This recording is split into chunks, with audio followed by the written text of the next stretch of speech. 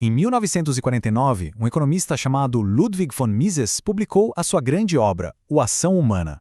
E esse livro é, na verdade, uma das tentativas mais profundas e também mais polêmicas do século XX de responder a uma única e gigantesca pergunta.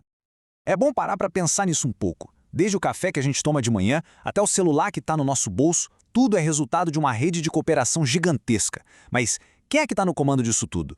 Mises dizia que a resposta não é ninguém, e sim um processo.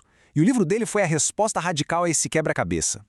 Para resolver essa questão, Mises não começou olhando estatísticas ou dados históricos, nada disso.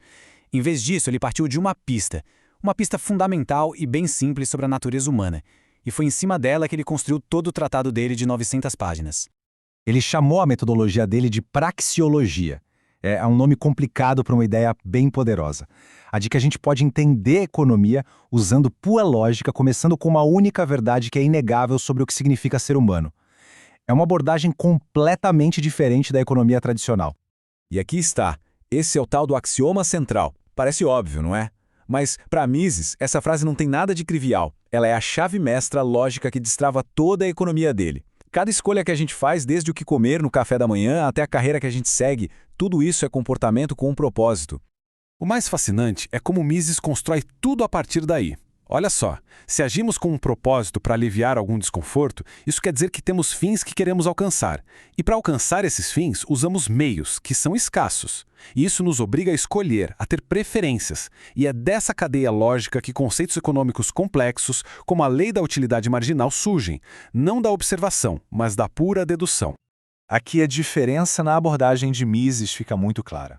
Enquanto a economia convencional estava cada vez mais focada em modelos matemáticos e análise de dados para criar teorias que pudessem ser testadas, Mises defendia que as leis da ação humana são lógicas, tipo matemática mesmo, e não precisam de teste empírico.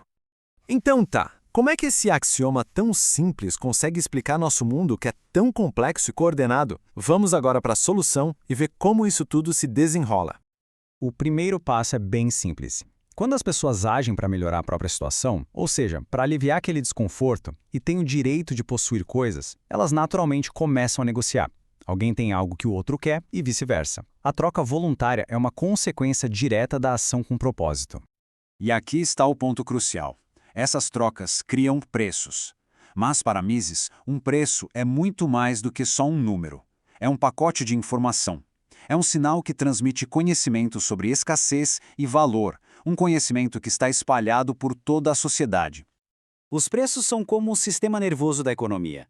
São eles que dizem aos produtores o que os consumidores querem. Eles informam sobre a escassez de um recurso, seja madeira ou petróleo.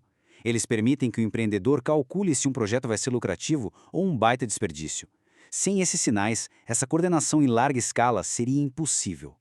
E a importância desses sinais de preços nos leva direto para o coração da obra de Mises, a sua crítica demolidora a qualquer sistema que tente funcionar sem eles.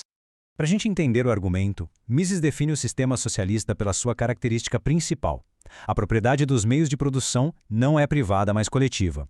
As fábricas, as máquinas, as terras, tudo pertence ao coletivo, que é administrado pelo Estado. E aqui vem a consequência lógica. Se o Estado é dono de todas as fábricas, uma fábrica não pode ser vendida para outra. Se não existe compra e venda de máquinas, ferramentas, matérias-primas, os tais bens de capital, então simplesmente não pode haver preços de mercado para eles. O mecanismo de preços é eliminado. Essa pergunta é o centro do famoso problema do cálculo econômico. Sem o sinal de um preço de mercado para o aço, como é que um planejador central pode decidir isso de forma racional? A decisão acaba sendo arbitrária. Não há como saber se usar o aço na ponte cria mais valor para a sociedade do que usá-lo para fazer tratores. A conclusão de Mises foi forte. Um sistema sem cálculo econômico não é só menos eficiente, ele é irracional. Ele chegou a chamar isso de caos planejado, porque apesar de as decisões serem planejadas, elas não têm nenhuma base racional para alocar os recursos de forma eficaz. E essas ideias não eram só teoria, não. Elas tiveram um impacto duradouro e muito controverso na economia e na política por mais de 70 anos. Vamos dar uma olhada agora no legado dessa obra. O livro foi ignorado pela academia por décadas, mas encontrou um público muito fiel. Ele foi um dos combustíveis para o renascimento da Escola Austríaca de Economia lá nos anos 70 e inspirou a criação de instituições como o Mises Institute. E a influência dele, bem, continua até hoje, com líderes mundiais como o presidente argentino Javier Milei citando Mises diretamente como inspiração para as suas políticas. Claro, um livro tão radical assim gerou críticas muito fortes. Os economistas keynesianos disseram que Mises ignorava as falhas de mercado e a necessidade de intervenção do governo. Já os marxistas viram a teoria dele como uma ideologia que escondia a exploração de classes.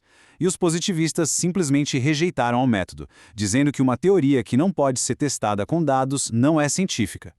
Essa citação aqui, de uma das primeiras e mais importantes resenhas, escrita por John Kenneth Galbraith, captura perfeitamente qual foi a reação inicial. As pessoas reconheciam o rigor do livro, mas ao mesmo tempo ficavam chocadas com as conclusões dele, tão inflexíveis e contra qualquer intervenção que iam na contramão de tudo que se pensava na época. Então, para a gente fechar, qual é a ideia central que fica de tudo isso? E como ela se conecta com o futuro? Se tem uma coisa para se lembrar de ação humana, é esta. Para Mises, os preços não são só uma conveniência. Eles são um mecanismo de conhecimento essencial que permite que a cooperação social em grande escala aconteça. Sem eles, o que resta é o caos. E isso nos deixa com uma pergunta bem provocadora para os nossos tempos. Mises fez esse argumento no mundo de réguas de cálculo. Hoje, a gente tem supercomputadores e inteligência artificial. Será que a tecnologia moderna poderia finalmente coletar e processar informação suficiente para tornar o planejamento central algo racional? Ou será que o problema do cálculo é algo mais fundamental, sobre conhecimento disperso e preferências subjetivas que máquina nenhuma consegue capturar? Essa é uma discussão que continua bem viva.